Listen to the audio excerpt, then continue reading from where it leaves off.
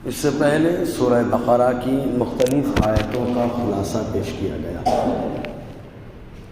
ابھی اپنے سامنے جو آیت کریمہ چل رہی تھی، اس آیت کریمہ کا ایک حصہ، اس کا خلاصہ اور تفصیل بیان کی گئی کہ اللہ تعالیٰ فرماتا ہے کہ ہم نے گھر کو لوگوں کا مرجع اور امن کی جگہ بنا دیا۔ گھر یعنی بیت اللہ شریف، خانہ کعبہ، اور مقام ابراہیم کو جا نماز بناؤ۔ اتنی بات بتائی گئی۔ آگے کی جو آیت کریمہ کا حصہ ہے، اس میں اللہ تعالیٰ فرماتا وَعَهِدْنَا إِلَىٰ إِبْرَاهِيمَ وَإِسْمَاعِيلَ أَن طَهِّرَ بَيْتِي لِلطَّائِفِينَ وَالْعَاكِفِينَ وَرُكَّعِ السُّجُودِ۔ مسجد بنانے کے بعد مسجد کی صفائی رکھنا کمال کی بات ہے، اور صفائی کرنے والا کوئی معمولی نہیں ہوتا۔ اللہ کے گھر کی صفائی کرنے والا ذرا بھی ادنا نہیں ہو سکتا۔ اللہ تعالیٰ نے اپنے گھر کی صفائی کی تاکید ابو الانبیاء اپنے خلیل حضرت ابراہیم علیہ السلام کو فرمائی کہ میرے گھر کو صاف رکھو، اور ساتھ ہی ساتھ حضرت اسماعیل علیہ السلام کو بھی حکم دیا کہ آپ دونوں باپ بیٹے مل کر اگرچہ نبی ہیں لیکن میرے گھر کو صاف رکھو۔ اللہ تعالیٰ نے اپنے گھر کی صفائی کا وعدہ اور تلقین انبیاء کرام سے وعدہ لیا تلقین کی، یہ بتانے کے لیے کہ آدمی اپنے گھر میں کام کرنے سے کتراتا ہے، کم سے کم میرے گھر میں آئے تو اپنے عہدے کا نہیں بلکہ میری بارگاہ میں اپنی بندگی کا اظہار کرے، ورنہ عہدے کا اظہار کرتے ہیں مولا میں تو خلیل ہوں، میں صفائی کروں، اے اللہ میں تو تیرا ذبیح ہوں، میں تیرا محبوب ہوں، میں تو نبی ہوں، رسول ہوں، پیغمبر ہوں، میں صفائی کروں۔ تو اللہ تعالیٰ فرماتا ہے یہ میرا گھر ہے اور تم میرے پیغمبر ہو، میرا گھر ہے تم میرے پیغمبر ہو، تم نہیں کرو گے تو کون کرے گا؟ حضرت ابراہیم علیہ السلام نے ظاہری گندگی سے پاک اور صاف کیا، حضرت اسماعیل نے پاک اور صاف کیا، اور جو وعدہ حضرت ابراہیم سے اللہ نے لیا مصطفیٰ کی ولادت میں وعدہ پورا ہو رہا ہے۔ یہ 360 بت رکھے ہیں، آقا پیدا ہو گئے، سارے بت سر کے بل گر پڑے، سارے بت سر کے بل گر پڑے۔ اس کے بعد جب مکہ فتح ہوا تو حضور صلی اللہ علیہ وسلم جب مکہ فتح ہوا، فتح مکہ کے موقع پر آقا علیہ السلام نے فرمایا ایک چھڑی لاؤ۔ حضرت علی کرم اللہ وجہ کریم نے چھڑی پیش کی، حضور صلی اللہ علیہ وسلم نے 360 بتوں کو ڈنڈے سے مار مار کے نیچے گرایا، مار مار کر کے نیچے گرایا۔ اور میرا نبی اگر کسی کو مارتا ہے تو وہ کہاں جاتا ہے؟ اس کے بارے میں خالی امیہ سے پوچھو، امیہ سے پوچھو کہ آیا ہے میدان کارزار میں حضور کا نیزہ ذرا سا لگ گیا، چلانے لگا، بھاگا بڑی تیز سے چلاتے ہوئے۔ لوگوں نے کہا کیا چلا رہا ہے؟ ذرا سا لگا ہے، خراش آئی ہے۔ کہا یہ میرے زخم کو مت دیکھو، یہ دیکھو کس کے ہاتھ سے زخم آیا، ان کا مارا بچتا نہیں ہے۔ اور میرا نبی اگر کسی کو مارتا ہے وہ پتھر ہو تو زمین پر نہیں گرتا، ڈائریکٹ جہنم میں جاتا ہے۔ 360 بتوں کو جہنم میں پھینکا، اور فرماتے وقودها الناس والحجارہ، جہنم کے اندر یہی پتھر ہے، یہی پتھر ہے۔ آقا علیہ السلام چاہتے تو ہاتھ سے اٹھا کر کے پتھر کو رکھ دیتے، لیکن حضور نے ہاتھ نہیں لگایا، ہاتھ نہیں لگایا، کیونکہ مصطفیٰ کا ہاتھ جس کو لگ جاتا ہے جہنم کی آگ حرام ہو جاتی ہے، جہنم کی آگ، دنیا کی آگ حرام ہو جاتی ہے۔ اس سلسلے میں خصائص کبریٰ کی ایک روایت بھی ہے کہ حضرت عباد ابن بشر رضی اللہ تعالیٰ روایت کرتے ہیں کہ حضرت انس ابن مالک رضی اللہ تعالیٰ عنہ جو حضور کے خادم خاص، انہوں نے کچھ مہمانوں کو دعوت دی تو عرب کا معمول جبہ پہنتے، تو لباس اب کرتا لمبا ہوتا ہے تو داغ لگنے کا، کھانا گرنے کا معاملہ زیادہ ہوتا ہے، تو وہ لوگ ایک رومال ڈال لیتے تھے، رومال ڈال کے کھانا کھاتے، اور کھانا کھانے کے بعد جب ہاتھ دھویا جاتا تو اسی رومال سے ہاتھ پوچھ لیا جاتا۔ تو حضرت انس بن مالک نے دسترخوان لگوایا، چاروں طرف لوگ بیٹھ گئے تو رومال دینا شروع کر دیا۔ ایک رومال آیا جو میلا تھا، ایک رومال آیا جو میلا تھا۔ حضرت انس نے اپنی خادمہ سے فرمایا لے جاؤ، سامنے چولہا جل رہا ہے، تنور، میں ڈالو نکال کے لے آؤ. ڈالا نکالا، گیا تو میلا، نکلا تو صاف ہو چکا. تو جتنے مہمان تھے وہ حیران تھے کہ یہ کیا معاملہ ہے، یہ کیوں ایسا ہو گیا. تو انس بن مالک سے لوگوں نے پوچھا، کہا کہ انس بن مالک نے ارشاد فرمایا کہ اللہ کے نبی صلی اللہ علیہ وسلم نے اس رومال سے اپنے ہاتھوں کو صاف فرمایا تھا، تو اس رومال نے مصطفیٰ کا بوسہ لے لیا تو آگ میں جلنے سے محفوظ ہو گیا. تو معلوم یہ ہوگا مصطفیٰ کا ہاتھ جہاں لگ جائے اللہ تعالیٰ اس پر جہنم کی آگ کو حرام فرما دیتا. ایک دوسری روایت میں اس انداز میں دیا کانٹا دھو کے لے کے آیا، خادمہ نے دھویا نہیں، آگ میں ڈال دیا. ہاتھ انس جلال میں آ گئے، زوردار چاٹا مار دیا اور فرمایا یہ تو نے کیا کر ڈالا، میں نے دھونے کے لیے کہا تھا، آگ میں ڈال دیا. کہا مجھے معلوم ہے آپ نے دھونے کو کہا تھا، میں نے جان بوجھ کے آگ میں ڈالا ہے، یہ دیکھو نکال کی رومال دے رہی. اس نے رومال کو دیکھا، ہاتھ انس نے کہا کیسے ہوا؟ کہا ایک دن آپ کے گھر میں حضور نے کھانا کھایا تھا، اسی رومال سے اپنے ہاتھوں کو پوچھا تھا، تو میرا یقین بول رہا تھا کہ مصطفیٰ کا ہاتھ جس پر لگ جاتا ہے اس پر جہنم کی آگ حرام ہو جاتی ہے. آقا علیہ السلام نے اسی صفائی کا خیال رکھتے ہوئے پٹائی لگا کر کے چھوڑ دیا. تو اللہ تعالیٰ نے وعدہ لیا صفائی کا کس سے؟ حضرت ابراہیم سے، حضرت اسماعیل سے. اور مسجد کی صفائی کا معاملہ کیا ہے؟ 3 روایتیں، بس ایک مسئلہ 2 روایتیں پیش کرتا ہوں. ایک روایت میں آیا بخاری مسلم کی متفق علیہ حدیث پاک کہ ایک سیاہ فام عورت تھی یا مرد، راوی کو شک ہے، سیاہ فام، وہ مسجد میں جھاڑو لگایا کرتا تھا. وہ مرد جھاڑو لگایا کرتا تھا مسجد میں. خدا خیر سے لائے وہ دن بھی نوری، مدینے کی گلیاں بہارا کروں.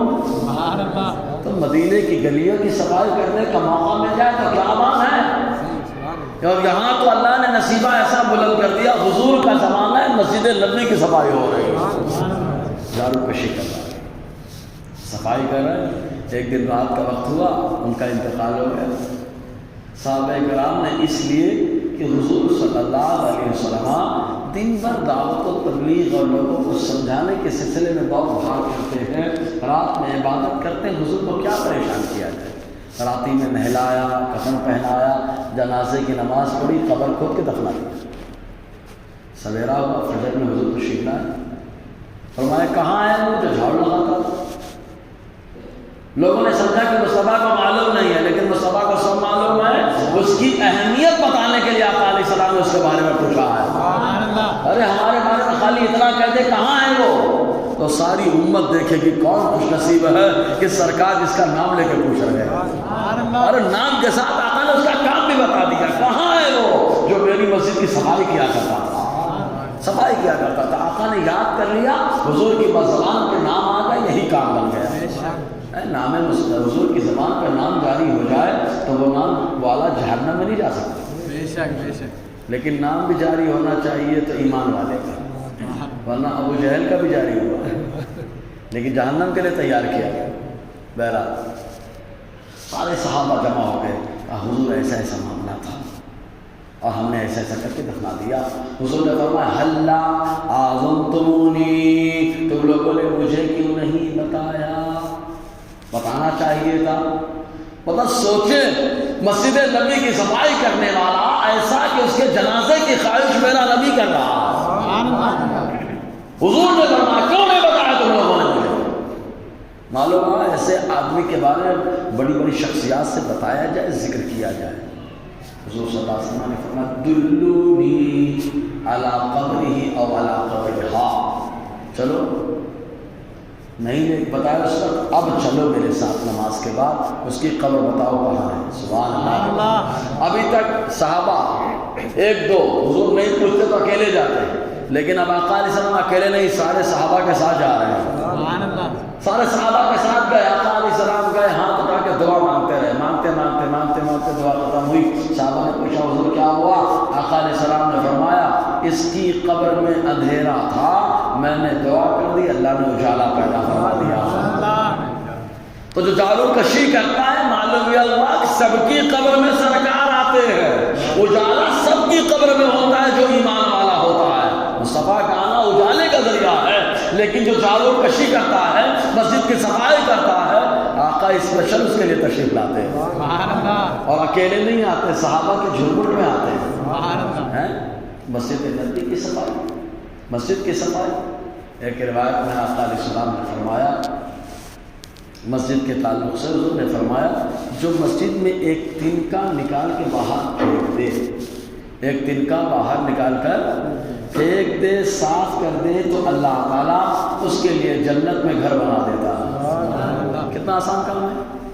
آج ہمارے یہاں کیا ہوتا ہے، یہاں گندگی ہے، صاف کر دو، یہ صاف کر دو، ٹھیک ہے، وہ تو صاف کر رہا ہے، اس کو تو مل رہا ہے، لیکن ہم کو بھی جنت میں گھر چاہیے۔ سبحان اللہ، جنت میں گھر چاہیے، تھوڑا سا اٹھا کر کے صاف کر دیا جائے خلوص نیت سے، اللہ تعالیٰ جنت محل عطا فرماتا ہے۔ اور حضور نے کہا، ہم کہتے تو نہیں مانتے، حضور نے کہا مان لیتے، ایمان بن جاتا ہے۔ مزید یہ، مسجد میں بھی جو کوڑا کرکٹ آتا ہے، اس کو کہیں گندی جگہ نہیں پھینکا جائے گا کہ لے جاؤ گٹر میں پھینک دو، تھلے میں پھینک دو، نا، ادب کی جگہ پھینکا جائے گا۔ فقہ نے فرمایا ادب کی جگہ۔ دیکھو جب دھول اڑ کے آئی ہے، ہوا اڑا کے لے آئی، اپنی ارادے سے نہیں آئی ہے دھول، ہوا اڑا کے لائی، لوگوں کے قدموں میں لگ کے آئی، اب صفائی ہو رہی تو گندی جگہ نہیں جا رہی۔ اس دھول کی اہمیت ہے کہ اب اس کو صاف ستھری جگہ رکھا جاتا ہے، تو معلوم یہ ہوا کہ جو دھول ہے، قدموں کی دھول ہے، ہوا لے کر کے آئے، وہ گندی جگہ نہیں پھینکی جا رہی ہے، جبکہ مسجد میں آ گئی ہے۔ اس لیے تو وہ انسان جو اپنے ارادے سے نماز پڑھنے آتا ہے، اس کا مقام کیا ہو گیا؟ سمجھنا، اپنے ارادے سے آ رہا ہے، اپنے ارادے سے آ رہا ہے۔ تو اللہ تعالیٰ نے مسجد کے اندر صفائی رکھنے کا حکم عطا فرمایا، اور سب سے نہیں کام لیتا اللہ تعالیٰ اپنے گھر کا، جو اللہ کا خلیل ہوتا ہے اس سے ہی اپنا گھر کا کام لیتا ہے، گھر کا کام۔ ایک موٹی سی مثال ہے، میں اپنے گھر کے اندر کام کرنے کے لیے کس کو لگاؤں؟ شادی میں بہت گردی رہتی ہے، بہت رش رہتا ہے، تو گھر میں کام کرنے کے لیے ہر آدمی کو نہیں بھیج سکتے ہیں، کہا جو جگری ہوگا، فکری ہوگا، مزیدار ہوگا، اسے کو لگایا جائے گا۔ کہا جب خانہ کعبہ میں طواف لوگ کر رہے ہیں تو گردی ہے، گردی میں صفائی کرنے کو سب کو نہیں کہا جائے گا، جو جگری ہوگا، فکری ہوگا اور اپنا قریبی ہوگا، اسی کو لگایا جائے گا۔ تو اللہ تعالیٰ نے بتا دیا، میں نے گھر کی صفائی کرنے والا اگرچہ اللہ جگر سے پاک ہے، لیکن وہی ہوگا جو رب کی بارگاہ میں مقبول و پسندیدہ ہوگا۔ اللہ تعالیٰ اسے کام لے گا نا، سب سے تھوڑا نہیں لے گا۔ جی، تو اللہ تعالیٰ فرماتا ہے وَعَهِدْنَا، ہم نے وعدہ لیا، پکا وعدہ، جیسے پیر صاحب مرید سے وعدہ لیتے ہیں۔ آج کے دور میں تو بولے مرید ہوتے ہیں، لیکن پیر صاحب کا وعدہ بھولے۔ پیر صاحب نے کہا نماز پڑھنا، پیر صاحب نے کہا روزہ رکھنا، پیر صاحب نے کہا بدمزہ سے بچنا، صحابہ کرام نے حضور کی بیعت کی ہے، دیکھو کیسی بیعت، حضور صلی اللہ علیہ وسلم کا بائیکاٹ چل رہا ہے، لیکن حضور صلی اللہ علیہ وسلم جب لوگ حج کرنے کے لیے آتے ہیں تو لوگوں کو سمجھانے کے لیے تشریف لے جاتے ہیں۔ اسی دوران مدینے کا ایک قافلہ آیا، 18 لوگوں کا مشتمل تھا، 12 آدمی 6 عورتیں تھیں۔ حضور صلی اللہ علیہ وسلم نے ان کو سمجھایا، ان کے دماغ میں بات اتر گئی۔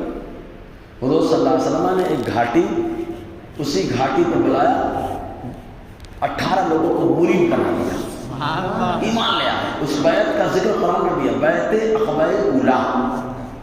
حضور نے ان کو مرید بنا لیا اور بتایا کہ جاؤ دین کا کام کرو۔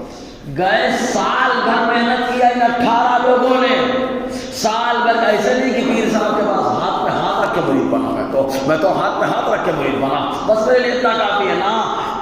سال بھر ان لوگوں نے محنت کی، اب دوبارہ جب آئے ہیں تو 18 نہیں آئے، 72 لوگ آئے، اور 72 بھی کیسے آئے، حضور کے مرید ہو گئے۔ اب ان لوگوں نے کہا حضور اب ہماری تعداد بڑھ گئی ہے، مدینے میں ایک کو سکھانے کے لیے بھیج دیجیے۔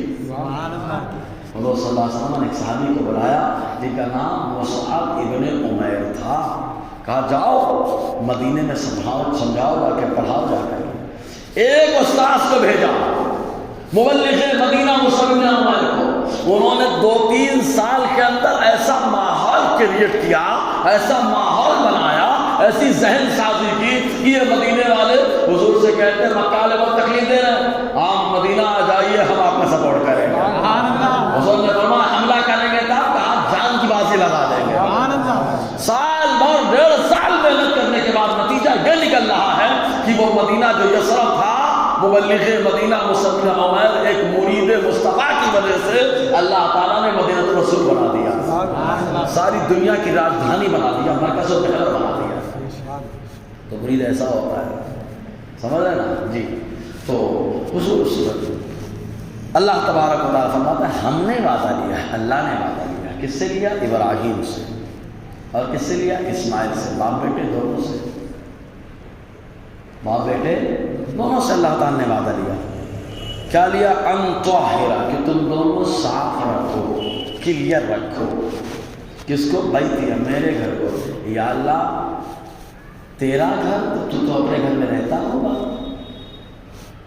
میرے گھر کو تو کہا یہ گھر آدمی کے اعتبار سے منسوب ہے، کہا یہ چور کا گھر ہے، کہا جامی نہیں پسند کروں گا، کہا شرابی کا گھر ہے، کہا بالکل نہیں جاؤں گا، کہا بدکار کا گھر ہے، کہا بالکل نہیں جاؤں گا، کہا یہ اللہ کے ولی کا گھر ہے، کہا بلا شبہ چلا جاؤں گا۔ تو کہا گھر کی نسبت جس کی طرف ہو جاتی ہے اس سے گھر کی شان معلوم ہوتی ہے، اس سے اس کی اہمیت معلوم ہوتی ہے۔ چوروا کا گھر ہے، شرابی کا گھر ہے، گرا ہوا گھر ہے نا، لیکن جیسے ہی کہا اللہ کے ولی کا گھر ہے، کہا ادب سے عقیدت کے ساتھ چلو، اللہ کے ولی کا گھر ہے۔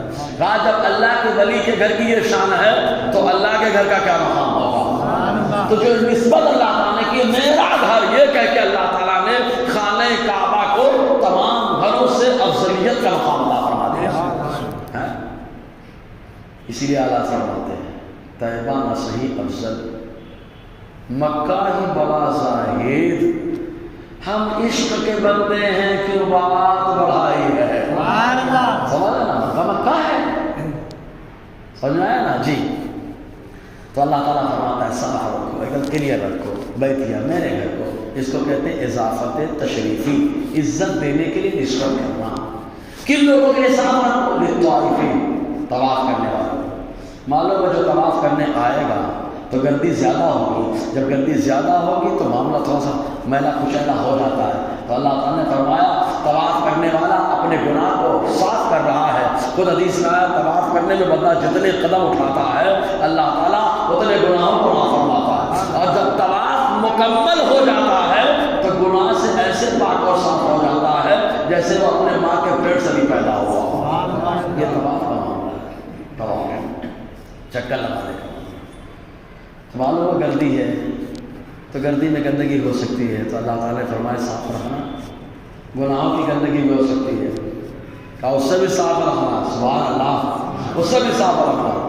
للطائفین، طواف کرنے والے کے لیے، والعاکفین، کا اعتکاف کرنے والوں کے لیے، سبحان اللہ۔ معلوم یہ ہوا کہ حضرت ابراہیم کے دور میں بھی لوگ خانہ کعبہ میں اعتکاف کرتے تھے، طواف بھی ہوتا تھا، اعتکاف بھی ہوتا تھا۔ یا اللہ اعتکاف تو بغیر روزے کے ہوتا ہی نہیں ہے، یہی اللہ تعالیٰ نے بتا دیا۔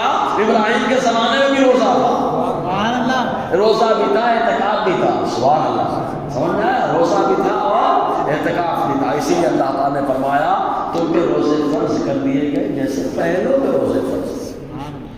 پچھلی قوم کا بھی روزے رہے، لیکن بنی اسرائیل نے بڑی شرارت کی ہے۔ یہودیوں نے کیا کیا معلوم؟ کہا مہینے بھر کا روزہ کون رکھے گا؟ ایک عاشورہ کا روزہ رکھ لو، ایک روزہ مہینے بھر کا ہے۔ نالائقی، کنسیشن۔ نصرانیوں نے کیسے نالائقی کی؟ لوگوں نے، ان کا ایک بادشاہ تھا بیمار تھا، تو ایک بادشاہ نے کہا اگر میں اچھا ہو گیا تو یہ 30 دن کا جو روزہ ہے، مہینے بھر کا جو روزہ ہے، اس کو میں 45 کر دوں۔ ٹھیک ہو گیا، تو مہینے بھر نہیں 45 دن کر دیا، لیکن اضافہ کرنے کا حق کسی عام آدمی کو نہیں ہوتا ہے۔ شریعت میں اضافہ جو کرتا ہے وہ اللہ کا پیار اور محبوب ہوتا ہے، سمجھ رہے کہ نہیں آپ؟ تو 15 بڑھا دیا۔ دوسرا بادشاہ آیا، کہا اس نے 15 بڑھایا، ارے میرا معاملہ حل ہو جائے میں 5 بڑھا کر کے 50 کروں۔ تو ان لوگوں نے 50 کر دیا، ان لوگوں نے 1 کر دیا، 1 کمی کرنے پہ آیا تو 1 رکھا، لیکن جانتے کیا بولا؟ یہ جو 5 بڑھا کر کے 50 کیا، اس نے کہا گرمیوں میں رکھنے کی کیا ضرورت ہے، سردیوں میں رکھو، 5 بڑھا دو، کام چل جائے گا۔ اس طریقے سے شرارت کی، لیکن واہ امت محمدیہ، واہ امت محمدیہ، گرمی ہو یا سردی، رمضان آیا روزہ آیا، کمی بیشی کچھ نہیں، چاند دکھا روزہ ختم، چاند دکھا روزہ شروع ہو گیا. سمجھ ہے نا؟ ہمارا ڈیپینڈنٹ جو معاملہ ہے حضور کے فرمان پہ، اللہ تعالیٰ کے فرمان پر ہے.